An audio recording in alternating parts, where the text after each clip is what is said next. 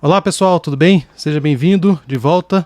Hoje a gente vai falar um pouco sobre Japão 2025, se ainda é uma opção aí para quem está pensando em sair do Brasil. Eu moro aqui no Japão desde 2017, já fiz esse canal já há alguns anos atrás, fiquei algum tempo parado e tô voltando hoje aí para conversar com vocês, para compartilhar aí as informações, as minhas experiências, né? Tô bem mais experiente agora e tal, conhecendo muito mais sobre o país, então vou compartilhar um conhecimento aí, principalmente para quem tem família, para quem já tem uma carreira aí, ou porque tá precisando mudar, ou porque quer mudar, quer mais segurança, quer morar num país diferente, ou para quem quer simplesmente aí ter uma experiência nova, né? Então vamos conversar se o Japão ainda é uma opção válida para 2025, ok? Então a primeira coisa para quem está pensando em vir para o Japão é entender esse sistema de emprego aqui do mercado de trabalho, como que é feito. Aqui no Japão, assim como no Brasil também tem aí, existe a terceirização de mão de obra. Então, assim, essa terceirização de mão de obra, até quando eu cheguei, por algum tempo eu achava que era só os estrangeiros, né? Que a maioria dos estrangeiros ficavam nesse sistema, né? Que é o que eles chamam aqui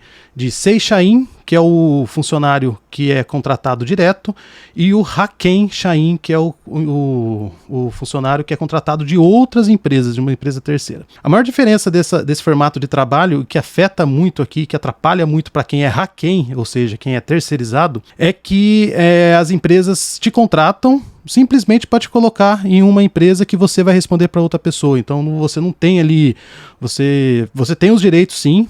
Então, isso foi implantado aí há, 30, 40 anos atrás. Você tem os direitos a seguro-saúde, você tem os direitos à aposentadoria, seguro-desemprego, mas você não tem treinamento. Sim, você entra para fazer alguma função, geralmente que aquela empresa que está contratando o serviço não quer alocar a mão de obra dela. Então, geralmente são as posições mais insalubres e tal. E aqui tem essa discrepância. Alguns países que eu pesquisei bastante, né?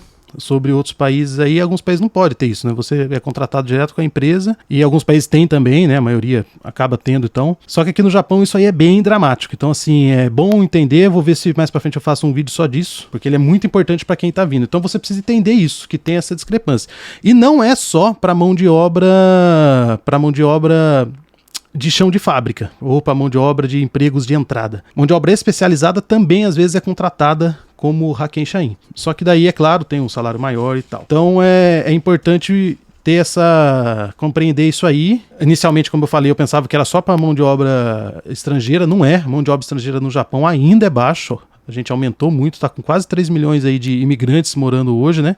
Claro que tem crianças também nesse número aí, mas a maior parte de imigrantes trabalhando, né? Então, mas ainda é pequeno se você comparar com os outros países avançados. Então, assim, essa divisão aí de mão de obra terceirizada e mão de obra direta tem também entre os japoneses, né? Então, hoje eu sei que tem mais de 500 mil empresas só que ficam contratando, pegando a pessoa, coloca lá numa fábrica, coloca lá no escritório, geralmente naquelas, como eu falei, naquelas posições mais complicadas que tem muito turnover, que tem muita troca de funcionários, né? Então a gente, como chega novo aí, né, mesmo sendo numa função maior, acaba entrando nessas empresas. E isso é um ponto que você precisa pensar antes de vir para cá, tá? Saber que você vai muito provavelmente conseguir emprego. Tem casos também que conseguem emprego direto, mas são mais raros, né? Então, se tiver conseguir emprego direto, claro, muito melhor, mas a maioria dos estrangeiros aqui vão para essas empresas aí que você vai ter, eu falei, tem os direitos básicos, mas é só tratado ali como mão de obra mesmo, não passam por nenhuma qualificação específica e tal. E aí também não te veem com olhos de longo prazo, né? Então isso aí você precisa saber antes de vir aqui, né? Outra coisa também em relação a descendentes e não descendentes, o que está mudando no Japão agora a partir de 2025. Quando eu vim em 2017, já ouvia falar que estava faltando mão de obra, mas na verdade, assim, tem mão de obra, né? Você vinha aqui, você, como estrangeiro, acabava concorrendo com pessoas mais idosas, com pessoas com menos estudo, com pessoas com mais dificuldade, né? Mas agora, realmente, depois da pandemia, a gente tá sentindo que de 2023, 2024, a gente tá vendo as coisas começar a parar. Eu moro numa região aqui, que é uma região muito industrializada, E eu nunca tinha visto você, por exemplo, entrar em uma loja de conveniência e não estar abastecido. Então agora estou vendo, volta e meia, acontece uma loja de conveniência ali com uma plaquinha que o caminhão não chegou e tal. Algumas outras situações, por exemplo, você chegar no McDonald's durante a semana, numa loja tal, e ter lá duas pessoas de muita idade mesmo trabalhando e não dando conta, você tem que ficar esperando. Então agora apertou, esse ano começaram algumas mudanças, algumas profissões, por exemplo, como motorista de táxi, motorista de ônibus, eles começaram a liberar a prova em outros idiomas. Então, assim, o ano de 2025 e a partir de agora, realmente o Japão não vai ter jeito. Apesar dessa parte de imigração ser um problema pro pessoal aqui, né? Eles não veem com bons olhos. Tá tendo que abrir mão. E eu conversando com brasileiros que nasceram aqui, foram criados aqui, estudaram aqui, eles estão conseguindo mais entrar em empresa em funções melhores. Então, cada dia você está vendo mais brasileiros aí e outros estrangeiros, né, assumindo funções que antes eram restritas para os japoneses. Então, essa parte de mão de obra agora apertou. Só lembrando que o desemprego aqui no Japão atual está em 2,6%. Quer dizer, está quase todo mundo trabalhando. E realmente você na prática vê isso. Então, você quando sai de carro, assim, tira um dia de folga para resolver algum problema, você sai no horário ali comercial, 2, 3h30 da tarde, não tem ninguém na rua, tá todo mundo trabalhando, né? Só as pessoas, é claro, que estão trafegando. Então, assim, comparado com outros países, assim, que você tem que, claro, se você estiver comparando com outros países, não estiver olhando só o Japão, é muito difícil se você conseguir vir como descendente ou como não descendente especializado, é muito difícil você ficar desempregado. Para vir como não descendente, geralmente você vai ter que ter uma oferta de emprego e tal, né? Então é muito difícil você vir nesse serviço, esse trabalho que você vier, se não gostar, muito difícil, você não vai arrumar outro. Você até consegue arrumar outra empresa, e se você vier como descendente também, desempregar, claro, né?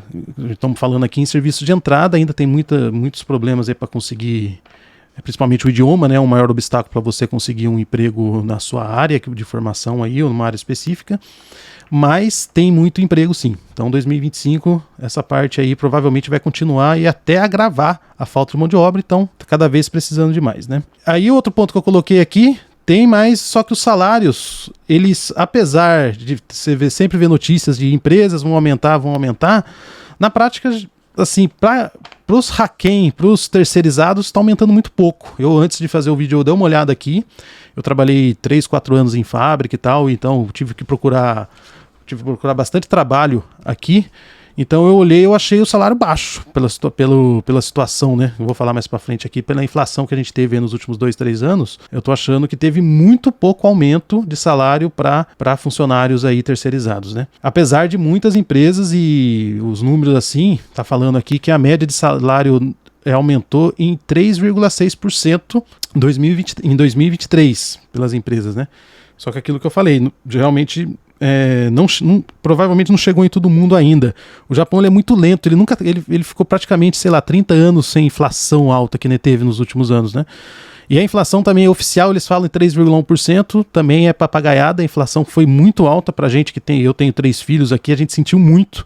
O preço do alimento está muito alto. E o salário, assim, eu consegui um emprego na área há um tempo atrás, consegui até ter uma evolução, dependendo da área, né? Então eu estou numa área que é própria, que é o governo que acaba pagando parte do salário. Então a gente teve, assim, uma reposição até que boa no salário aí, mas não é em todas as áreas, não. Então, assim como no mundo inteiro aí, a inflação apertou muito e o salário e os trabalhadores aí não tiveram tanto salário no geral, né? Claro que tem aí uma função ou outra aí que esse salário aumentou pela falta da mão de obra, né? Mas não exatamente porque estão aumentando, está tendo um trabalho conjunto aí com o governo, né? Apesar do governo aqui estar tentando fazer isso. Então é isso. Em relação a outros países, vocês precisam mesmo pesquisar. Se o seu objetivo é mudar para o Japão por um tempo para trabalhar mesmo, para levantar dinheiro, pesquise. Compare com outros países, o salário aqui com outros países desenvolvidos é baixo, então assim, para você morar aqui, como vou falar mais para frente aqui de moradia também, para você morar aqui você se vira, mas se o objetivo realmente é guardar dinheiro por um tempo para voltar para algum projeto do Brasil, aí eu olharia outros países aí, né? Ok? Então faça essa lição de casa. De mercado de trabalho é isso, tá? A outra coisa que eu coloquei aqui, o outro ponto é a moeda, né? O ien e a inflação, né? Então assim, o ien ele chegou a bater o pico de desvalorização, ele desvalorizou frente ao dólar, chegou a bater, se não me engano aqui, 161 ienes para $1. Quando eu vim morar aqui, era 108 ienes para você comprar $1. Então assim, preço, a inflação... O Japão é um país que depende muito de importação, principalmente de alimentos, de combustível, de quase tudo. Então dá para você imaginar que a inflação foi muito alta, apesar do governo falar que foi 3,1%, de jeito nenhum. No supermercado, por exemplo, teve situações, por exemplo, o óleo eu pagava 278, 298 ienes no óleo. Hoje eu pago 475, às vezes já está batendo 500 ienes. Então teve coisa aí que teve muita coisa que deu 100%, mas o cálculo é esse aí. Eu acho que no Brasil também tem essa palhaçada aí, né? A inflação não é muito o que eles falam, não. E a inflação pegou feio aqui por isso, porque é um país que depende de tudo. Praticamente 80% do que a gente se alimenta aqui vem de fora, né? Os combustíveis também aumentou muito, bens de consumo em geral. Tudo que vem de fora, vem de Taiwan, da China, tudo do Sudeste Asiático mesmo, subiu o preço, né? Então você precisa se adaptar. A gente teve alguns anos atrás, o Japão, ele teve um aumento gradual aí de imposto de consumo. Não se compara com o Brasil, tá? Se você for comparar com o Brasil, você pode ficar tranquilo que o imposto aqui é muito mais baixo em relação ao Brasil, tanto em cima do incidente em cima do seu salário, quanto a não ser que você ganhe muito pouco aí no Brasil, aí você pode ser que reclame aqui do imposto, né? Mas o imposto de consumo aumentou. Quando eu vim morar aqui era, se não me engano, 5%, depois aumentou para uma escala 8% para alimentos e remédios e 10% para bens de consumo. Então, como o preço dos bens de consumo de tudo que é importado aumentou, os 10% acabou ficando mais pesado também, né?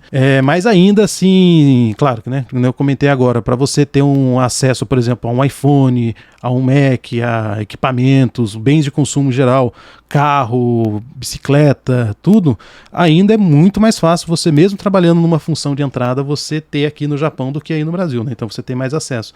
Mas ficou mais caro, realmente.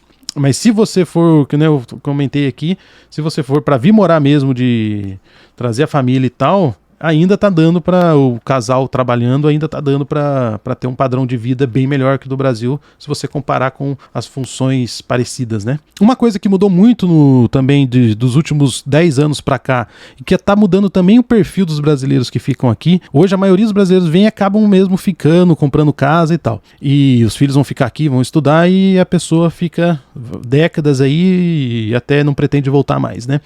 Por que acontece isso? E antes a gente via muitos casos de pessoal que vinha, trabalhava um pouco, que eles até chamavam os decassegues, né? Vinham, trabalhavam alguns anos, 2, 3 anos, trabalhavam um pouco, trabalhavam muito nesses 2, 3 anos, mas voltavam com capital para poder comprar um terreno, para poder abrir um negócio no Brasil e tal. Hoje é muito difícil, por quê? Porque o governo, ele apertou muito as empresas, principalmente essas Hakken Gaisha, essas empresas que terceirizam a mão de obra, para obrigá-las a fazer com que o empregado pague, sim, o imposto, a aposentadoria e tal. Então, assim, se o seu foco é vir morar e ter direito a ter acesso aos seguros, então ficou bom, porque a maioria das empresas, antes tinha empresa que provavelmente dá uma forçada ali para o funcionário não entrar nesse sistema, porque tem uma coparticipação, então você ficava descoberto, estava trabalhando ali, acontecesse alguma coisa com você. Só que em comparação com quem vinha para guardar dinheiro, esse dinheiro que você tem que pagar a aposentadoria, você tem que pagar o seguro-saúde, o seguro-desemprego aqui, ele ficava com você, e às vezes era esse dinheiro que você guardava e mandava. Hoje está em torno de 40 mil ienes aí, em torno de R$1.555 esse 40 mil ienes. Então às vezes era o dinheiro que a pessoa que veio para cá trabalhar guardava. Então agora ele está tendo que pagar para o governo, as empresas, o governo ele apertou as empresas para fazer isso. Então é uma coisa que você tem que pensar, né? Hoje aqui no Japão você não tem tantos empregos assim que você consiga burlar essa regra do governo, né? Ok? Então sobre a moeda e inflação é isso, tá? Então, antes de continuar aqui, eu gostaria que você compartilhasse esse conteúdo para quem está pensando, para quem gosta do Japão, para quem pensa em vir para o Japão um dia, né? Também, se você quiser, coloque aí a sua dúvida. agora estou com mais tempo aí e decidi aí voltar aí a fazer conteúdo, né? Compartilhar da minha experiência com vocês, né? Eu vou deixar um link também para vocês aqui embaixo do meu Instagram, se você quiser mandar uma mensagem direto aí também. E para quem realmente está interessado em mudar mesmo do Brasil e quer se planejar para não botar em risco aí seu patrimônio ou para não botar em risco aí o futuro da sua família, eu montei também um cursinho, tá no link aí, se você quiser aí acessar, fique à vontade, ficou bem bacana, tá? Agora vamos falar de moradia, tá? Se você comparar com outros países, está acontecendo o inverso aqui, né? Então, muitos países que eu vi aí pesquisando, até uns anos atrás que eu estava pesquisando outros países para mudar, a gente tinha uma falta de moradia, né? Então, uma falta extrema. O Japão está vivendo o contrário. O Japão está na frente do mundo em relação à curva de idosos no país, né? Então, você tem muita moradia sobrando hoje. Então, assim, apesar da inflação, eu vou mudar daqui 2 meses de casa, o preço tá travado. O preço que eu vim morar aqui dos aluguéis em 2017 ainda estão vigentes em 2024, pelo menos na região que eu tô aqui na província de Aitken. Não mudaram, tá? Então, assim, a moradia em relação é um ponto positivo do Japão, claro. Inclusive, mais ou menos, assim, em cidades grandes também são mais baratas que outras cidades grandes pelo mundo, né? Então a parte de moradia é um ponto a favor do Japão para quem está pensando ou comparando com outros países aí, né? Não teve tanta inflação assim. Então, assim, para vocês terem uma ideia, em cidade pequena você ainda encontra um apartamento pequeno por 50, 60 mil ienes, 70 mil ienes, né? Que é coisa de R$ 1.800.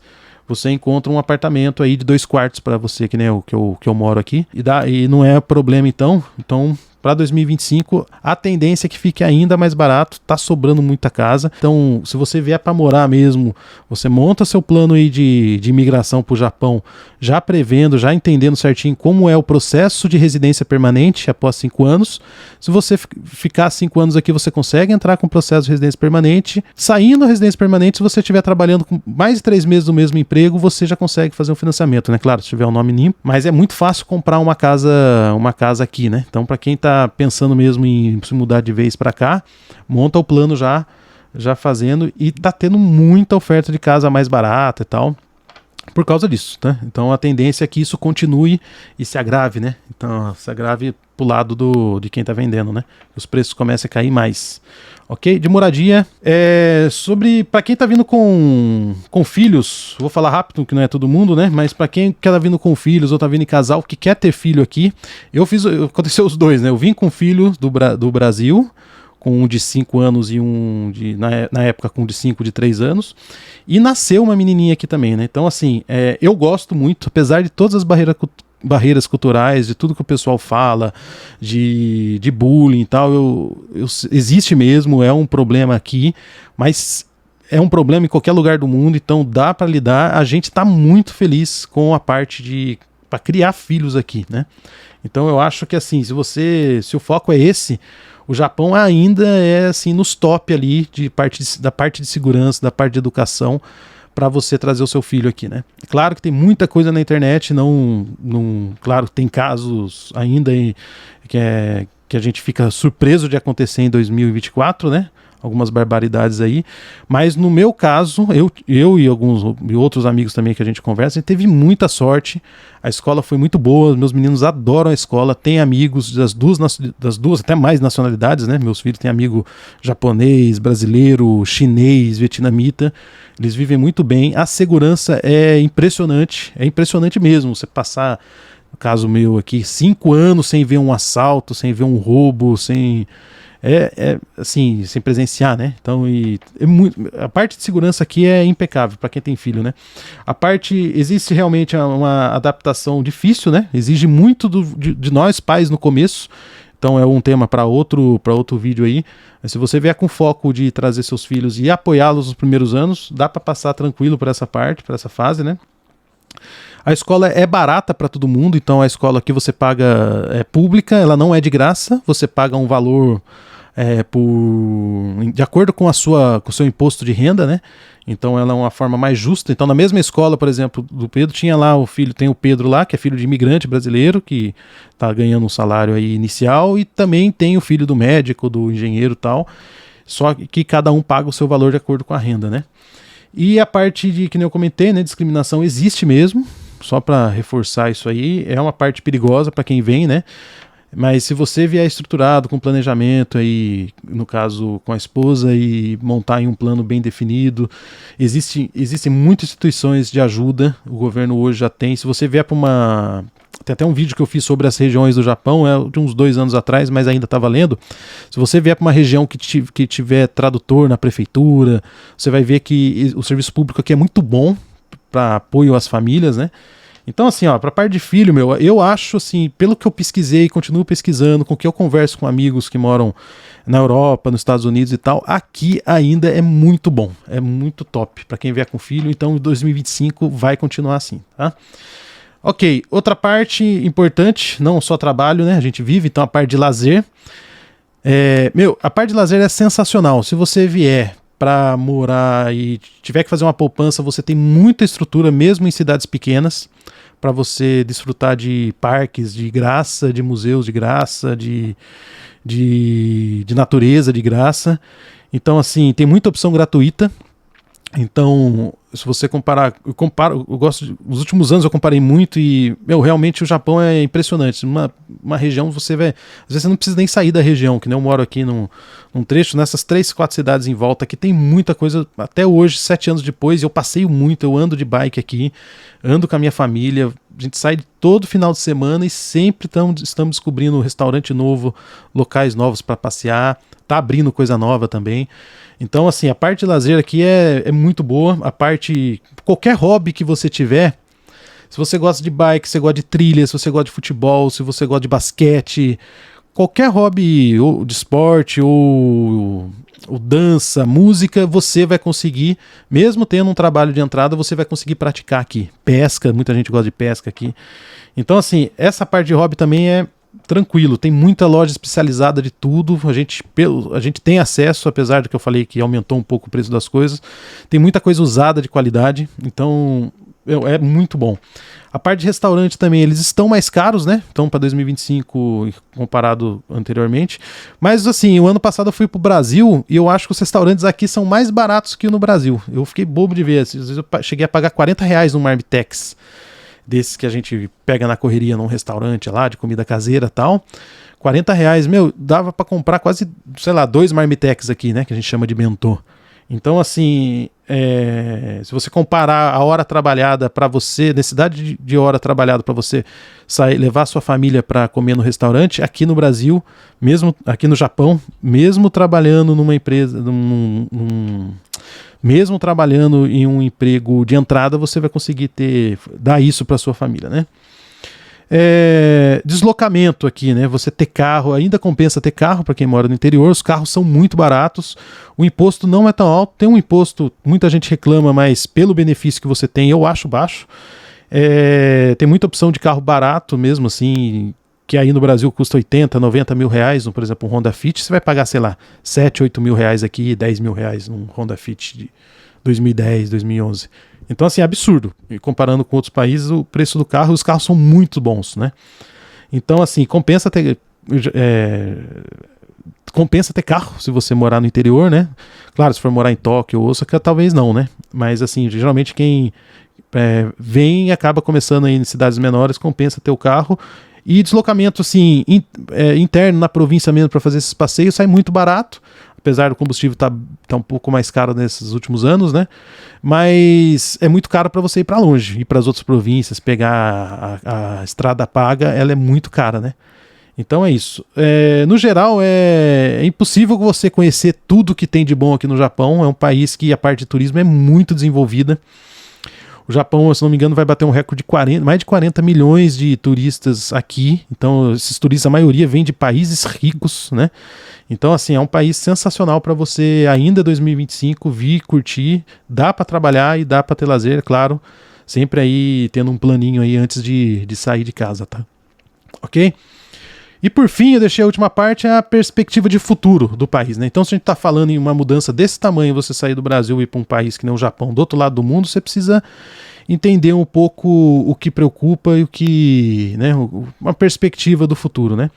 Então, assim, a primeira coisa que veio na minha cabeça aqui, que existe uma preocupação, é a parte de geopolítica. Então, a gente tem uma vizinhança complicada aqui, Coreia do Norte, a gente tem a crise aí que se arrasta por anos aí, décadas, que é Taiwan e China. Então tem a Rússia lá para cima também. Então a gente está muito perto de um local perigoso. Existe esse risco aí, né? Só que aquilo é uma incógnita ainda, difícil prever. Claro que tem coisas que a gente está vendo, a China realmente cada vez mais forte aqui, mas ainda existe aí uma política aí com o Japão, ele está sempre do lado dos Estados Unidos. Os Estados Unidos mantém a segurança militar aqui no Japão, né? Então o exército do Japão, ele praticamente só faz resgate e tal, não é um exército para luta. Isso provavelmente vai mudar nos próximos anos. Eles estão pensando em aumentar o budget, né, o orçamento para comprar armas e tal. Essa é uma mudança que realmente está aparecendo aqui, a gente tem que acompanhar, né? Mas ainda não é o alerta vermelho, né? Dá pra gente ir tocando a vida. Estrangeiros, eles estão entrando, então tá mudando, e a gente vive hoje provavelmente uma época que tá a maior mudança em relação à imigração aqui no Japão. Então, quem no caso chegou um pouco antes, que nem eu e pessoas que estavam aí há 10, 20 anos, é melhor porque as empresas, os japoneses, assim, até para quem quer empreender, já estão mais acostumados com os estrangeiros, né? Para quem está chegando agora também é bom porque está tendo uma mudança aí. Apesar de você ver uma vez ou outra aí uma lei, alguma coisa aí prejudicando um pouco os estrangeiros, tal. Isso provavelmente tem uma coisa mais eleitoreira aí, né? Que são o pessoal mais de idade que geralmente vai nas eleições. A eleição aqui não é voto obrigatório. Então os partidos políticos aí sempre faz uma firulinha aqui, outra ali, né? Em relação aos estrangeiros. Mas na prática a gente tá passando aí de 3 milhões de estrangeiros aqui, tá? Então a gente tá mudando. Não adianta a gente ouvir, o japonês ele é contra a imigração. É contra, mas é um país capitalista ainda, vai ter imigração, tá aumentando a quantidade de gente aqui, tá aumentando a quantidade de estudantes de outros países aqui. Então vai acontecer, não vai ter jeito, né? Então não se preocupe com isso aí. Pela falta de mão de obra, como eu já falei, já começaram a ter algumas flexibilizações de visto, né? Então você fica sempre, quem tem a intenção, quem não é descendente, acompanha aí, tem mais profissões aí que você conseguindo um trabalho aqui, você vai conseguir o visto mais fácil, né? Existem sites, né, que nem o Indeed, que tem em outros países, que você pode mandar currículo direto para as empresas, né? E tem empresas já contratando estrangeiros. Isso já é normal, né? Não é uma coisa que quando eu cheguei aqui em 2017, 2018 ainda estava engatinhando. Agora já tem bastante empresa aí contratando estrangeiro pela internet. Então, quem não é descendente pode recorrer a isso aí, né? No geral, é um país muito rico. A gente vê muita coisa na internet. O Japão tá pobre, o Japão tem uma maior dívida de todos os países, é o país que tem maior dívida e tal. Mas quando a gente compara, a gente tá vindo do Brasil, aí o Brasil ainda é um país pobre, com muitos problemas e tal. Quando você compara com o Japão é um país muito rico. Então, é um país assim, a gente viveu a crise aqui, já morando aqui, e a gente não sentiu nem um pouco o que o pessoal aí no Brasil sentiu, né? A gente acompanhou, claro, a gente tem família aí no Brasil. Então é muito melhor você viver a próxima crise econômica mundial num país desse aqui que tem toda a estrutura, que dá apoio. Eu vi muito, né? Eu trabalhando, ajudando algumas empresas pequenas como consultor. O governo deu muita força para muita gente, para muitos pequenos empresários. Então, se você tinha o seu imposto de renda certinho lá e teve que fechar o seu restaurante, o seu hotel e tal, o governo te bancou por um tempo até você retornar agora e poder voltar. Então a gente está vendo muita coisa voltando, né? Então foi muito legal ver essa diferença. É um país tem muita dívida, sim. A maior diferença é que essa dívida pública, a maioria dos credores são japoneses mesmo, não é uma dívida pública que está na mão de outros países. Lá fora o Japão é um dos maiores credores, se não o maior, acho que maior que a China, de dívidas de outros países. Então antes de antes de tomar conclusões aí, base de um vídeo ou outro, é bom estudar um pouco sobre esse assunto, e você vai ver aí que por isso que o nível de vida aqui no Japão é muito bom, para você viver aqui, para você trabalhar, para você envelhecer, é muito melhor que em vários países, inclusive no Brasil, né? Então vai continuar em 2025 essa perspectiva, né? Alguns setores de trabalho industriais, por exemplo, como o automobilístico, eles estão em risco mesmo, com a ascensão da China, né? Então isso é uma coisa também para, dependendo da área que você trabalha, aí ficar de olho, né? Mas em resumo é isso. Acho que eu falei pra caramba, né? Deve ter dado aí um vídeo aí, quase uma aula. Espero que tenha ajudado. A minha ideia é passar esse conteúdo como se eu estivesse passando pro meu melhor amigo aí, né? Então assim, eu acho o Japão realmente, a gente, mesmo morando aqui, é um país difícil de entender. Após 7 anos eu estou começando a entender agora. Mesmo assim eu tive que correr muito atrás de informação, ler muito, aprender sobre a história do país, aprender sobre a cultura do país, para eu começar a entender e começar a alinhar onde eu me encaixo aqui na sociedade, né? E desenvolver o futuro, né? Pensar no futuro aí, nas perspectivas, né? Espero que tenha ajudado. Se você tem a intenção de vir para o Japão e tiver com alguma dúvida, você pode aí escrever para mim aí. Apesar de ter começado, parado, tal, espero conseguir aí fazer mais conteúdo nas próximas semanas, meses e anos aí. E é isso. Espero que você tenha gostado. Compartilhe aí com os seus contatos, aí, com seus amigos. E até o próximo vídeo. Não esquece de seguir aí, tá? Valeu, pessoal. Até mais.